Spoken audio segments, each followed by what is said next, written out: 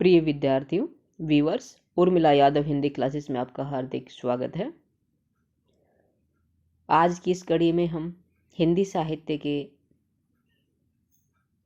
वस्तुनिष्ठ बहुविकल्पीय प्रश्न करेंगे जो पूर्व परीक्षाओं में आए हुए हैं। प्रश्न बहुत महत्वपूर्ण है, परीक्षा में आए हुए हैं तो महत्वपूर्ण तो है ही, और इसी तरह के प्रश्न हो सकता है कि हिंदी में से आगे आने वाली परीक्षाओं में प्रश्न आ जाए, अतः आप इनको ध्यान से देखें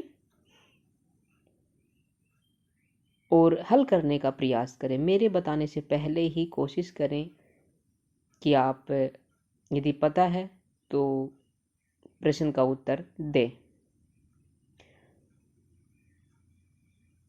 जो भी परीक्षार्थी, जो भी व्यूअर्स, जो भी विद्यार्थी इस वीडियो को देखें, वो मेरा उनसे निवेदन है कि एक लाइक करें, साथ ही अपने दोस्तों के साथ वीडियो शेयर करें। यदि चैनल पर नए हैं तो सब्सक्राइब भी करें ताकि मेरा उत्साहवर्धन हो और आपको आगे आने वाली वीडियो के लिए नोटिफिकेशन मिले। दूसरी विशेष जानकारी, यदि आप इन प्रश्नों को पुस्तक के जरिए पढ़ना चाहते हैं तो पुस्तक भी उपलब्ध है। हिंदी साहित्य वस्तुनिष्ठ प्रश्नोत्तर, उर्मिला लेखिका। इस पुस्तक को कैसे लें, कहाँ से लें, इसके लिए आपको 9873930334 इस नंबर पे संपर्क करना होगा। आपको पुस्तक की जानकारी मिल जाएगी, पुस्तक को आप प्राप्त कर सकते हैं।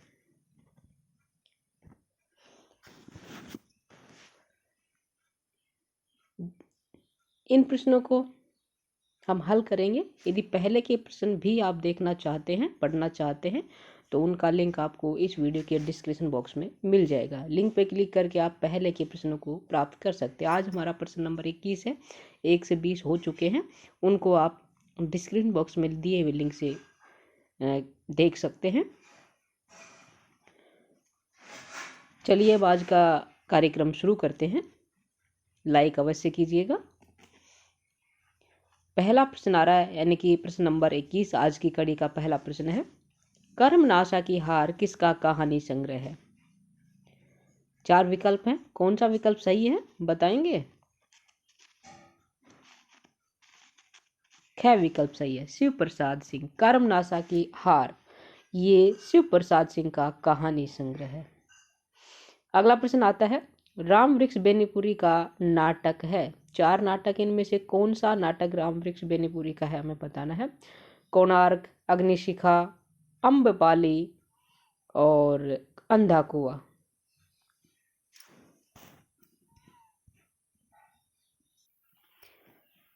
अग्निशिखा ये नाटक किसका है? देखिए, पहले कोणार्क की बात करते हैं। जो कोणार्क नाटक है ये जगदीश चंद्र माथुर का है। किसका है? जगदीश चंद्र माथुर का।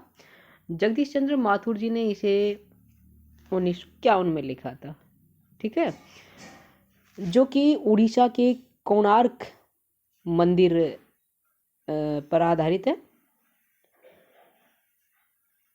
कोणार्क जो उड़ीसा में मंदिर है, सूर्य मंदिर है, वहाँ उसके साथ जुड़ी हुई कथा है इसमें शिल्पी विशु और महामंत्री चालुक्य के संघर्ष की कथा है। वस्तुतः प्रभुता संपन्न शासक एवं गरीब शिल्पी के संघर्ष की कथा। ये प्रश्न इस तरह भी आता है कि कौन से नाटक में प्रभु सत्ता संपन्न शासक और गरीब शिल्पी की कथा, संघर्ष की कथा का वर्णन है, तो क्या होगा? कोणार्क। और शिल्पी कौन था? विशु। क्या नाम था उसका? विशु। ठीक है, तो इसको आप नोट कर सकते हैं। दूसरा है ये अम्बपाली। अम्बपाली ये राम वृक्ष बेनीपुरी का नाटक है। इसका प्रश्न का सही उत्तर क्या है? अम्बपाली ये राम वृक्ष बेनीपुरी का नाटक है। ठीक है। अग्निशिखा किसका है? डॉक्टर राम कुमार वर्मा का है। किसका है? डॉक्टर राम कुमार वर्मा। अंधा कुआं ये लक्ष्मी नारायण लाल का है। किसका है? लक्ष्मी नारायण लाल। याद रखिएगा, लक्ष्मी नारायण मिश्र है और एक लक्ष्मी नारायण लाल। तो किसका है? लक्ष्मी नारायण लाल। लक्ष्मी नारायण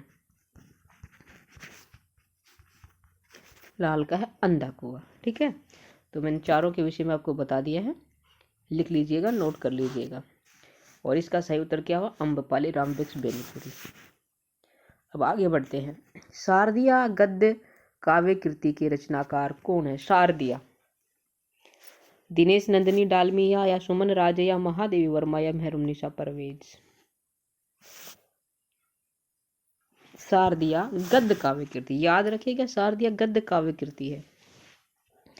शारदिया पढ़ते ही हमारे दिमाग में आता है शारदिया काव्य रचना किसकी है? तो हम क्या बताएंगे? जगदीश चंद्र माथुर। क्या बताएंगे? जगदीश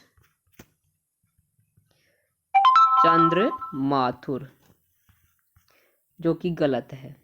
ठीक है, ये नाटक है। जगदीश चंद्र माथुर का क्या है? नाटक शारदिया।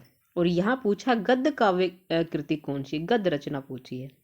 ठीक है, जगदीश चंद्र माथुर का ये नाटक है शारदिया, जो ऐतिहासिक नाटक है उनका, और जो मराठों और निजाम के बीच युद्ध की पृष्ठभूमि पर आधारित है। कौन सा? शारदिया नाटक। मैं नाटक की बात बता रही हूँ, जो जगदीश चंद्र का नाटक है। और हो सकता है कि हमारे दिमाग में शारदिया पढ़ते वही बात आई।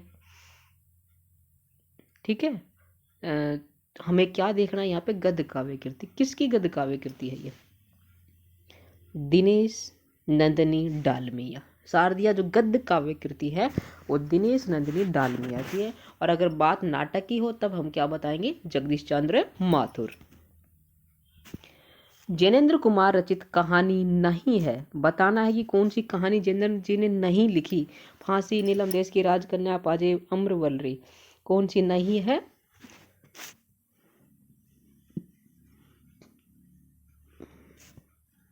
सोचिए कौन सी नहीं है, सोच लिया होगा, बताइए अब कौन सी नहीं है? अमरवल्ली। ये कहानी जैनेन्द्र की नहीं है। किसकी? अब ये कहानी आज्ञे की है। आज्ञे जी द्वारा रचित कहानी है अमरवल्ली। फांसी, नीलम देश की राजकन्या, पाजेब, ये तीनों कहानियां जैनेन्द्र जी की है। अगला प्रश्न है, एक प्लेट सैलाब कहानी की लेखिका कौन है? एक प्लेट सैलाब, इस कहानी की लेखिका कौन है? मन्नू भंडारी। कौन है? मन्नू भंडारी। रंग दे बसंती चोला नाटक के रचयिता कौन है? रंग दे बसंती चोला नाटक है ये, इसके रचनाकार कौन है? विनोद रस्तोगी। कौन है? विनोद रस्तोगी। ये पथ बंधु था उपन्यास के लेखक कौन है? ये पथ बंधु था उपन्यास है, ये क्या है? उपन्यास। और इसके लेखक कौन है? नरेश मेहता। कौन है? नरेश मेहता। नाचो बहुत गोपाल उपन्यास की नायिका कौन है? नाचो बहुत गोपाल उपन्यास, ये अमृतलाल नागर का उपन्यास है। किसका है? अमृतलाल नागर। अमृतलाल नागर जी का उपन्यास है नाचो बहुत गोपाल। और इसकी जो नायिका है वो है बुदिया। कौन है इसकी नायिका? बुदिया।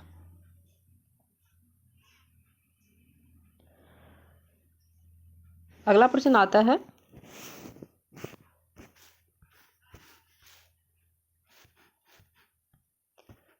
प्रश्न नंबर 29। शेखर एक जीवनी उपन्यास के स्त्री पात्र है। शेखर एक जीवनी उपन्यास किसका है? पहले ये देखते हैं। शेखर एक जीवनी उपन्यास आज्ञे जी का उपन्यास है, जो इन्होंने 1941 में लिखा था। कब लिखा था? 1941 में। आज्ञे का उपन्यास है।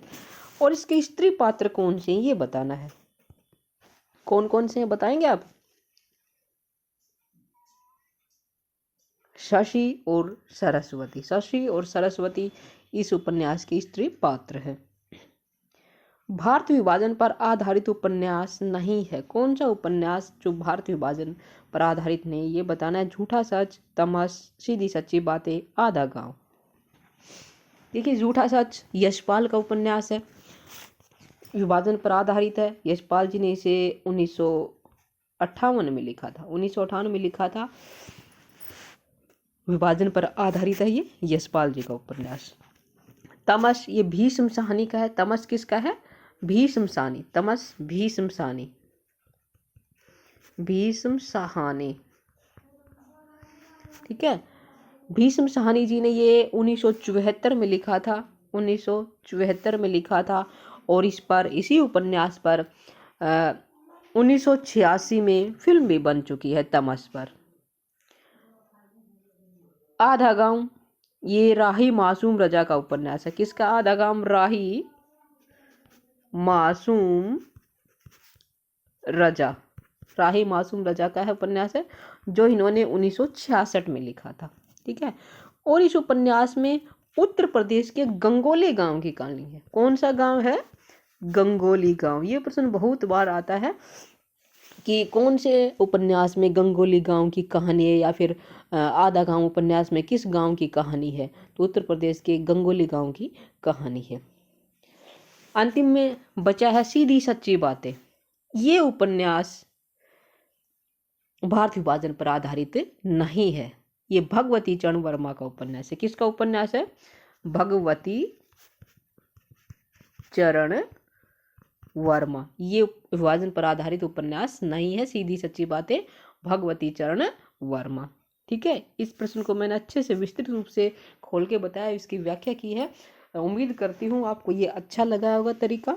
और साथ ही जो जानकारी मैं आपको बता रही हूँ, ये आप लिखेंगे अपनी नोटबुक में या अपने माइंड में याद रखेंगे, ताकि आपको आगे चल के परेशानी ना हो। जब भी इस तरह के प्रश्न आए तो आपको याद रहे। अगला प्रश्न आता है अब, कौन सी रचना रामधारी सिंह दिनकर की नहीं है? अध्यात्म चिंतन, रेणुका, दिल्ली, नीम के पत्ते। अध्यात्म चिंतन रेणु जी की, ये दिनकर जी की रचना नहीं है। रामधारी सिंह दिनकर की रचना अध्यात्म चिंतन नहीं है। रेणुका है, दिल्ली है, नीम के पत्ते, तीनों ही रचनाएं रामधारी सिंह दिनकर की हैं। निम्न में से कौन सी रचना भीष्म साहनी की नहीं है? बुनी हुई रस्सी, कड़ियां, बहुत रात गए, कुछ और कविताएं।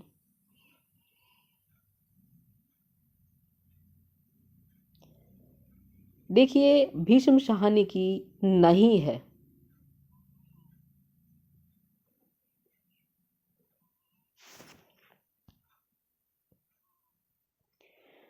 यहाँ इस प्रश्न में मुझे कुछ संदेह लग रहा है। संदेह लग रहा है, क्या है संदेह? यहाँ कौन सी रचना भीष्म साहनी की है आएगा, इसमें नहीं है, ये गलत है। नहीं है, ये रोंग है।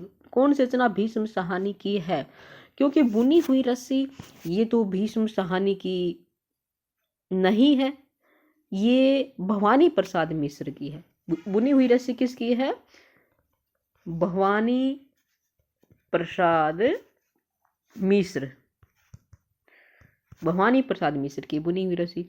बहुत रात गए ये भी भीष्म साहनी की नहीं है, ये है नरेंद्र शर्मा की। किसकी है? नरेंद्र शर्मा की। और कुछ और कविताएं ये शमशेर बहादुर सिंह की है। किसकी है?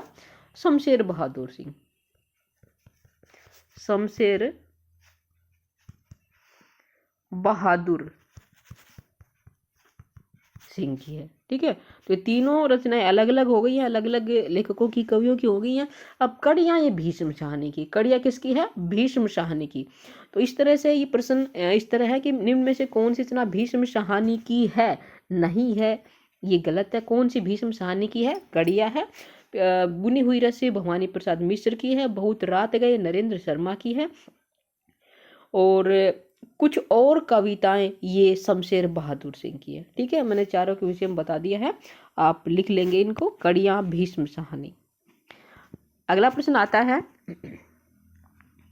कौन सा उपन्यास भगवती चरण वर्मा का नहीं है? पतन, चित्रलेखा, टेढ़े मेढ़े रास्ते न आने वाला कल।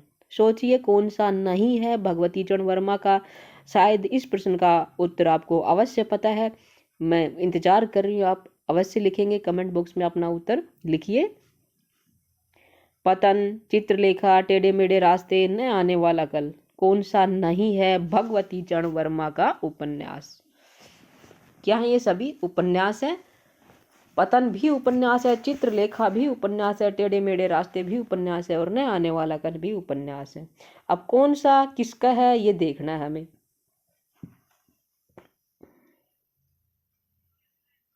पतन, पतन उपन्यास भगवती चरण वर्मा का है। भगवती चरण वर्मा जी ने इसे 1936 में लिखा था। कब लिखा था? 1936 में। किसको? पतन को। ठीक है, अगला देखते हैं। चित्रलेखा, ये भी भगवती चरण वर्मा का उपन्यास है। वर्मा जी ने इसे सन 1934 में लिखा था। किसको? चित्रलेखा को। तीसरा है टेढ़े मेढ़े रास्ते, ये भी भगवती चरण वर्मा का है और इसे इन्होंने 1946 में लिखा था। कब लिखा था? 1946 में। अंतिम है न आने वाला कल, ये भगवती चरण वर्मा का उपन्यास नहीं है। ये किसका है? मोहन राकेश का। किसका है? मोहन राकेश। मोहन राकेश का उपन्यास है न आने वाला कल। इसे इन्होंने 1968 में लिखा था। न आने वाले कल को कब लिखा था? 1968 में। किसने? मोहन राकेश ने। ठीक है, तो इसका सही उत्तर क्या हुआ? मोहन राकेश, न आने वाला कल। अगला प्रश्न है, देखिए मार्क्सवाद सिखाता है कि हर चीज पर डाउट करो, ये कथन किस आलोचक का है? फिर से सुनिए कथन। देखिए मार्क्सवाद सिखाता है कि हर चीज पर डाउट करो, ये कथन किस आलोचक का है? इस तरह के कथन आते रहते हैं परीक्षा में, इनको आप ध्यान से याद रखिए, पढ़िए। तो इस किसका है ये कथन? शिवदान सिंह चौहान का। देखिए मार्क्सवाद सिखाता है कि हर चीज पे डाउट करो, ये कथन शिवदान सिंह चौहान का है। शिवदान सिंह आलोचक ने कहा था ये कि देखिए मार्क्सवाद सिखाता है कि हर चीज पे डाउट करो। अगला प्रश्न आता है, इनमें से कौन सी कृति प्रतिबंधित रही? भारत भारती, बंदनी, झांसी की रानी, चिंगारियां। क्या होगा सही उत्तर? जल्दी से लिखे कमेंट बॉक्स में।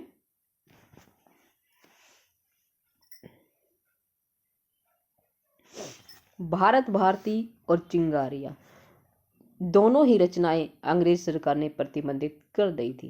इन पे प्रतिबंध लगा दिया था। भारत भारती मैथिली शरण गुप्त की रचना है और चिंगारियां ये पांडे बेचैन शर्मा उग्र की रचना है। इन दोनों को प्रतिबंधित कर दिया था। लाल पसीना उपन्यास के लेखक कौन है? लाल पसीना उपन्यास है। क्या है ये? उपन्यास है। और किसने लिखा था ये बताना है। सोचिए किसका उपन्यास है और बताइए जल्दी से। अभिमन्यु अनंत। किसका है? अभिमन्यु अनंत का। अगला देखते हैं क्या है प्रश्न। मायादास की माड़ी उपन्यास के लेखक कौन है? मायादास की माड़ी, इस उपन्यास के लेखक कौन है? भीष्म साहनी, अमरकांत, राही मासूम रजा या जगदीश चंद्र माथुर? आंसर दीजिए जल्दी से अपना।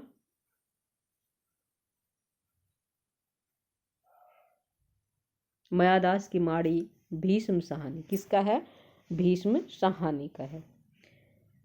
निर्मल वर्मा द्वारा रचित निबंधों का संग्रह नहीं है। कौन से निबंध संग्रह ये निर्मल वर्मा द्वारा रचित नहीं है, ये बताना है। कला का जोखिम, शब्द और स्मृति, चिंतन मुद्रा, ढलान से उतरते हुए।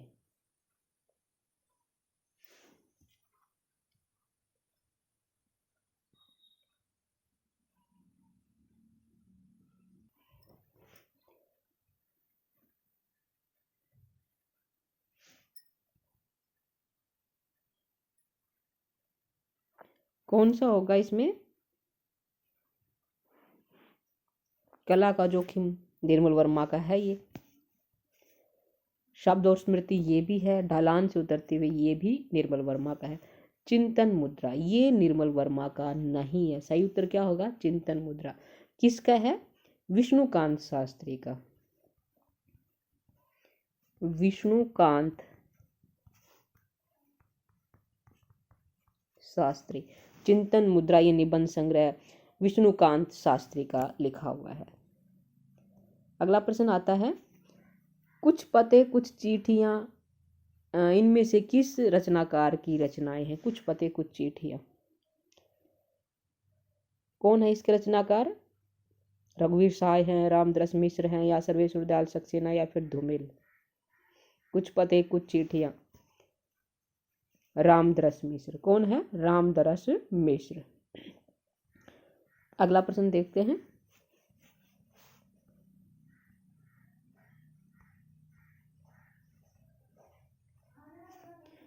रचना काल की दृष्टि से निम्नलिखित कृतियों का सही अनुक्रम क्या है?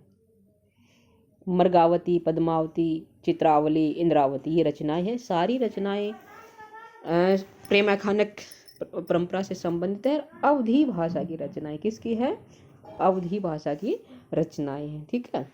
मृगावती, देखते हैं इनका रचना काल क्या है, फिर क्या बनता है इसका सही उत्तर। मृगावती पर सबसे पहले इन सभी का रचना काल बताते हैं, अनुक्रम बताते हैं। मृगावती ये कुतुबन की रचना है। कुतुबुन की, कुतुबुन जी ने इसे 1503 में लिखा था। कब लिखा था? 1503, कुतुबन। ठीक है। अगली है पद्मावती। पद्मावती किसकी है? जायसी की, मलिक मोहम्मद जायसी। जायसी ने इसे 1540 में लिखा था।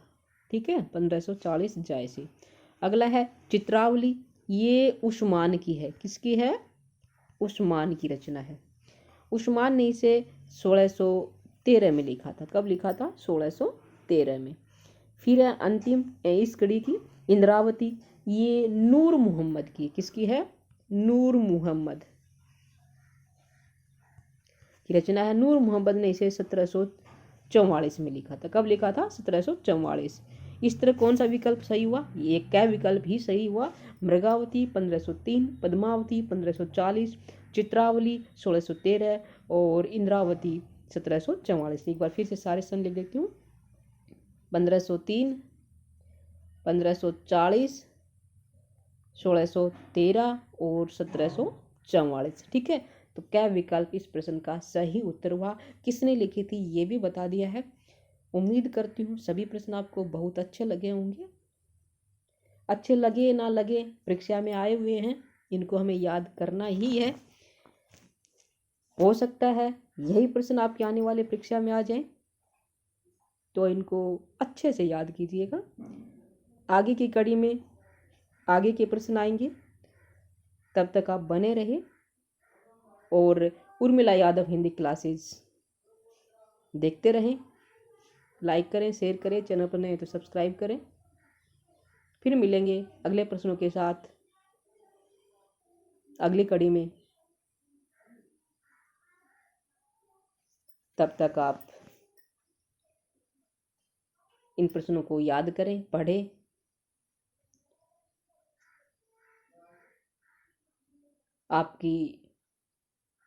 आपको जीवन में सफलता मिले, आप अपनी जो भी परीक्षा दें उसमें सफल हों, यही मेरी शुभकामनाएं हैं। आपका दिन शुभ हो।